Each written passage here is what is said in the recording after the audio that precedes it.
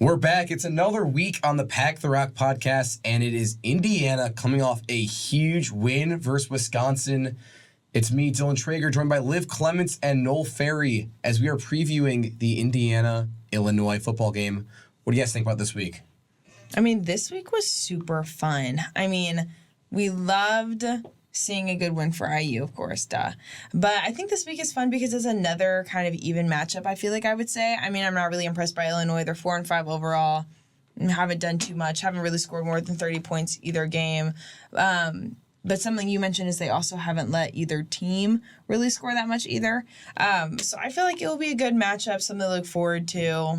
I think it's going to be another good, even matchup for IU to hopefully get another one under the belt. Yeah, overall, I think there's a lot of momentum for IU right now, but what they need to do is carry that over into this weekend. But the problem is, I think Illinois has a lot of momentum right now too. They just had a huge win against Minnesota. They're kind of in a similar spot to IU is. In the Big Ten, it's tough to really get anything together. So obviously, IU still bowl eligible, but they need to win out. I think this might be their toughest game left in the schedule. I don't think the people are looking at how big of a win that was versus Minnesota. Minnesota, a bowl team, very close to winning the West if they had won that game against Illinois. I think that's a huge win, puts them a little momentum going into this week. It's going to be a tough game. I think IU definitely has to rely on their defense. You saw a great game from the defense last week and the offense. But I think it's going to be very close. I think this is very winnable for either team. But I think right now, everyone needs to win, right? Now it's desperate times, desperate measures. IU only has, only these options left to get bowl eligible. You're coming down to the wire. Every win is a win. And so I think that's why I like to see this spark late in the season. I thought it was about to just continue to go downhill, and we were just going to slowly see this hit the fan. But for them to get momentum, they have to carry it into the next game, like Noel said. I feel like that's the only way they can, but don't go in overconfident. But I feel like that's something Tom Allen has kind of stretched to them is the fact that, you won, but every next game is the most important game, right? I think this will be their hardest game, though, I think, too. You're on the road. IU hasn't really done that good on the road, as we've seen. But they went to Penn State and put up a show. So I think anything is possible for them. But I think if they have that offensive flow like they did last game, it could be amazing for them. I loved seeing all the wide receivers they used, all the play actions they used, how good Sorsby looked out there. He just looked comfortable. If all those aspects come into play, Aaron Casey has a great game again. Defensive player of the week for the Big Ten. It says a lot. So I think if all of those factors come into play, then this could be really something special for IU. And, I said it last podcast, guys, that they could maybe be bowl eligible. So if they get this win and then they're 2 wins away, I'll start feeling a little more confident. Yeah, I think something that's going to work in IU's favor is the fact that, Altmaier for Illinois, he's got 10 interceptions on the season. That is, not too good. And if there's one thing IU is pretty good at doing, it's forcing turnovers. They did that for the first, I believe it was 4 games of the season. They grabbed one against Penn State where, that was Aller's first interception of the season. So I think now for Altmaier, if you can force a few of those and get the crowd quiet over, on the road, I think that could definitely work in their favor. This is the type of offense that I think is very vulnerable to a good defense. And not, you take a look at something like, Penn State's offense. They weren't necessarily the type of offense that was making a lot of those mistakes that could, shoot themselves in the foot. But I think Illinois is the type of team where that could happen, and Indiana needs to jump on that. And, you look at this Illinois team, and it's Luke Altmaier getting sacked 3 to 5 times per game. I definitely think Indiana can capitalize on that. But you look at the stronger side of Illinois, they've got some good weapons on the offense. Isaiah Williams, 700 yards, 3 touchdowns this season. And Caden Fegan, one of their top running backs, 80 carries, 420 yards. They both had big weeks at Minnesota. And I think if Indiana defense isn't too careful, both these guys definitely each have 100 yards.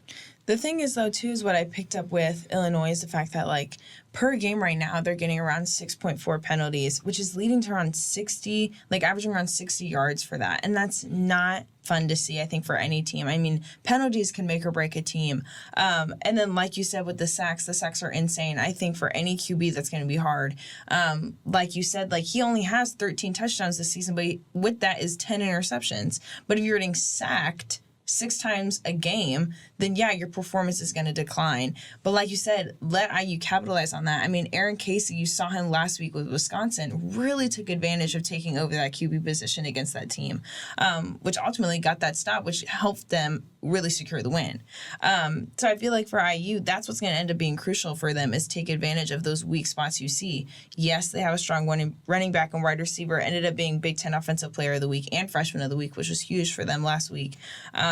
But I think that IU is going to end up being stronger in finding those weak points, because I think IU's weak points were the QB and the wide receivers. It wasn't much on offense. But now last week you saw, like, there was a flow going. So now it's like, okay, how do we get IU back on those weak points that they had and start breaking them down? Which, I mean, Illinois could totally do that. But I think that at this point, like, IU just looks like they're going to be a tad bit stronger if their defense is on the same page as they were these past couple weeks. Yeah, one thing that makes me a little nervous for this game for IU is the yards per carry for Illinois' running backs. I think that IU, one of their weakest points on defense is their run defense. And I think that this Illinois crew has a couple different running backs who could potentially run all over IU. But then also Pat Bryant for Illinois, somewhat of a big body receiver. He's 6'3". He's got 5 touchdowns this year. Phenomenal. He's, a heck of a red zone target. So IU secondary is good. They're a very good part of this team. They get plenty of turnovers, but I don't know if there's necessarily a person I look to on that secondary and say, you're going to be able to shut down, a big body receiver in the red zone when it comes down to it. So they're going to need to be making stops, in the short field overall. I don't think they can let Illinois get to the red zone or they could get in trouble. And, I'm looking back at last week versus Wisconsin. Indiana came off so hot on the offense for the first half. In the second half, it was just a dry sprout. Nothing was going on. Nothing was working. And this really does worry me and not put me at ease for this upcoming game. What do you guys think Indiana should do differently to kind of keep the offense flowing throughout the game? I think, honestly, with IU's offense, it's just going to have to be making plays for everyone on the field. I think that every wide receiver and running back out there has the potential to score or get them downfield, at least get them in field goal range. And so I feel like it's like utilizing these tools and weapons that you have. I mean, we really saw Donovan McCulley, E.J. Williams, all of them get touches out there.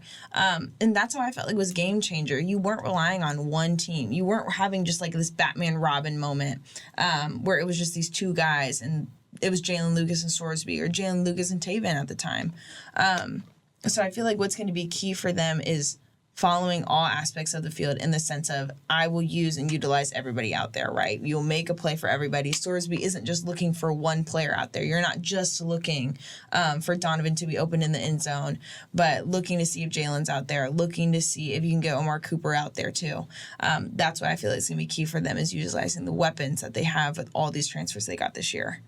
Yeah, I definitely agree, Liv. I think that mixing it up is definitely important. I mean, you look back to that Penn State game, one of the main reasons that Penn State was able to keep up a pretty consistent game against IU the entire game was, their running back duo. So as soon as one guy got tired, they could put in another for another drive, and that's what helped them keep the momentum up in the second half. I think IU does have the backs to do that.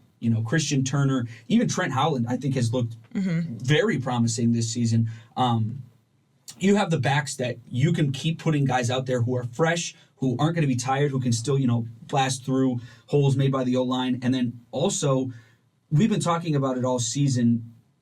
You definitely do like to see a guy kind of stick out as a number one receiver for a team. You want to have a guy who you can go to at any given time, and he's going to come down with a catch. But I think also, if you're talking about keeping an offense consistent throughout an entire game, maybe this is going to be a blessing for IU in this game. I think that to, make sure they're keeping up the momentum, like you said, Liv, mix it up. E.J. Williams had done nothing all season, but he was targeted plenty. Not a single thing in this past game. I think that mixing it up, keeping guys fresh on the field, it's not like you have to worry about disrupting any sort of flow because you haven't had one all season. So you might as well mix it up and keep getting fresh guys out there, fresh hands. DeKeys Carter, I mean, you look back to Penn State, he had that 90-yard touchdown. He hadn't done much all season. You have playmakers out there, so you just need to keep rotating them, making sure guys are fresh, ready to make a play.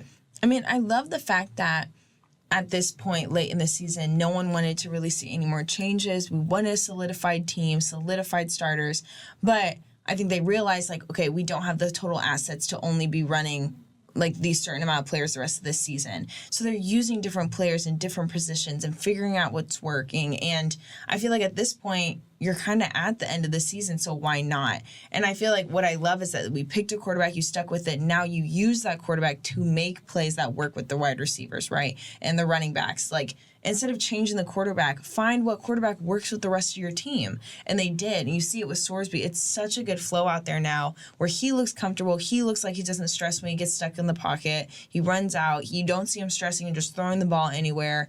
And I feel like you finally just see those little kinks that everyone was hoping he worked on.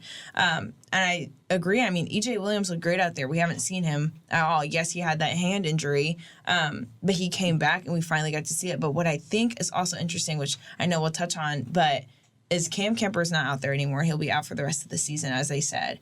And I think a lot of people see this as like this huge loss, but I really don't see it as a loss. I feel like it honestly is going to be very beneficial. I think it's super unfortunate, and I wish the best of health for him to get back out there. But I feel like this gives a chance for us to mention some names that we didn't, and it's not just Cam Camper as the only wide receiver, but we really get to see who else has potential to get out there. So now looking ahead, this Saturday, predictions. I've got Indiana taking this one 24-20. I don't think I've predicted Indiana. I think this is my second time predicted them in the Big Ten play. I got bright colors on for the bright future of Indiana. Okay. They're going to get this one down. I'm telling you. Go ahead, Noel. Go on. You know, typically I'm more of a pessimist. Last weekend I wasn't, and it paid off. You know, I think you were. I called it. Anyone can look at any piece of media that I put out. I called that win for Indiana. But unfortunately for me, I think don't say it. The magic dies here with Illinois. I just think that the win against Minnesota for them is just so much bigger than the win against Wisconsin for Indiana. Obviously, you know, that's still a big win for Indiana, but it kind of just began. Like, that's maybe the spark of something. You're like, oh, maybe there is hope. Now you think maybe. I think for Illinois now they're thinking we can do this, especially on the road. It's going to be tough. I think anything is possible for this Indiana team because of what we saw in the Penn State game. And this, like I said, this is an offense that could be disrupted by Indiana, but I'm going to have to say Illinois is going to take it. It's not going to be a very high-scoring game. There's going to be plenty of turnovers to go around. I think Illinois is going to take it 17-13. That's kind of my go-to score a lot of the time. And I was pretty close last week for the Wisconsin game, but I think Illinois is going to take it. I think you should go out and call a scoregami for one of these games. A scoregami? Okay. I think it will be 6-1. How are they getting the 1? You've never heard of that? No. That's possible. What do they got to do? It's a 1-point safety. Yeah. You have to get it if you're, 2-point conversion PAT. If you somehow go back 98 yards and get a safety in your own end zone, other team gets 1. So 6-1. That's the score prediction. 6-1. I like it a lot. You better go ahead and school us. Give us definitions, Noel. Just a fun fact for football fans to know, if you didn't know already. So now you got to go up to the casino, and you got to put maybe $5 on that, because if you don't, and it does hit, you're going to get a luck. That'd be insane. That would be really good. Ugh. Wow, guys. I think, with that being said, I will say that I have IU winning. Knowing me, duh. Has there ever been a week where you haven't had IU winning? Penn State. Besides Penn State and Ohio State do not count. Penn State, I had IU like completely getting blown out the water. I said like 43 to like 7. Like, I had them winning by a huge amount, and they proved me wrong. I give them their props. And I had them losing against Michigan. Yes. IU would be already in the bowl if they went off of your predictions. You're right. You know that, right? They would be well. What would they be? 5-3? Okay, I didn't say, not too much. I didn't say 6 wins. Anyway, going on to Illinois. I feel like this will be a really good game for them. I think it's an even matchup. Like I said, IU schedule's not hard, really, the rest of the season. I mean, Michigan State, Purdue, everyone's kind of at the bottom of the barrel in the Big Ten. But they're all looking to try to get bowl eligible. I mean, Illinois, they need 2 more wins still to get bowl eligible, which for them, they only have Iowa and Northwestern left. So that's possible for them, too. I mean, teams come out at the end of the season, sometimes shock it. Sometimes, they kick it into gear. Okay? Sometimes they have people slow starts. So, I'm going to have IU winning. I'm going to say, I'm going to also have it really low. What'd you say, Noel? He said 6-1. What'd you say? 17-13. 17-13. I'll do 17-10. Okay. Yeah, that's why I feel like we were super low. I don't think either team has really, done too much. But I really do feel like if IU does what they did offensively, I don't think Illinois can stop them. I mean, clearly their defense already kind of struggles. And, I mean, let Aaron Casey... Can we do predictions on how many sacks we think we'll get? Can we do that as well? Yeah. Okay, I think Aaron Casey will get... Well, not Aaron Casey. Well, I think Aaron Casey will get 2 sacks, and the team as a whole will get 3. So I think... Go ahead, Noel. I think they'll have a few sacks, definitely. And I think if there's any game that they're going to go and get a turnover in, it's going to be this game. Yes. I think they'll grab a few sacks. I think they'll probably grab like 2. Okay. And also a pick. That's my prediction. Awesome. Are we doing Aaron Casey strictly or the whole team? We can do how many we think Aaron Casey would get, and then we can do the whole team. I'm going to go out on a limb. AC, 3 sacks. Illinois. 3 sacks for AC. And I'm going to go... It's a tall order. I'm going to go 4 total sacks, but AC's going to take 3 of them. Okay, I 100% agree. But what I also think is, what I like that Noel just said is, I think a lot of IU scoring can come off defensive plays, for sure. Mm-hmm. I think forcing interceptions could be awesome, fumbles. So maybe it's not even the offense that steps up. Maybe the defense just takes over and their QB can't handle it. So I think that's also possible. But I like me and Dylan right here with the W. It's okay, Noel. You'll get there. Oh, I'll get there eventually. Yeah, because if IU only needs 2 more wins after this, can we start rooting a little bit? Come on. Okay. This is going to be the week. This is huge for them. We're not rooting. We're just predicting. We're not rooting. But I was at the basketball game last night, and Taven and Sorsby are sitting in front of me, and they said, "Listen, Dylan, all 3 of you have never been together on a prediction. You got to get Noel on Indiana's side." That's quoted? Not quoted. Paraphrased. Paraphrased from, sure, I'll take a picture with you. So... And I do have the picture proof. Oh, there you go. Wow. Dylan did it, guys. I paraphrased it in what they meant to say. I'm not going to sit here and say that I'm, 100% confident in this prediction. I do think that this is a game that Indiana could come out and make some noise, and I think it's possible. I'll give you that. Yeah, totally. I think it's possible. A lot of the other games before this season, I would not have said it was possible. I mean, anything's possible. Like I said, these games, all of them are even. None of them are high in the Big Ten. They're all kind of even. Everyone needs a win right now. Desperate times, desperate measures. Illinois lost to Purdue. Pretty bad. So, anything's possible. You never know. Purdue's at the very bottom. So, and you just never know. So we can just see what happens. But, away games, IU does struggle. So I think that is going to play a factor as well, that they're not home. So moving on from Illinois and looking at IU's offense, it's Cam Camper being announced out for the season, injury related to his ACL he tore. What do you guys think about the bigger hole in the offense now?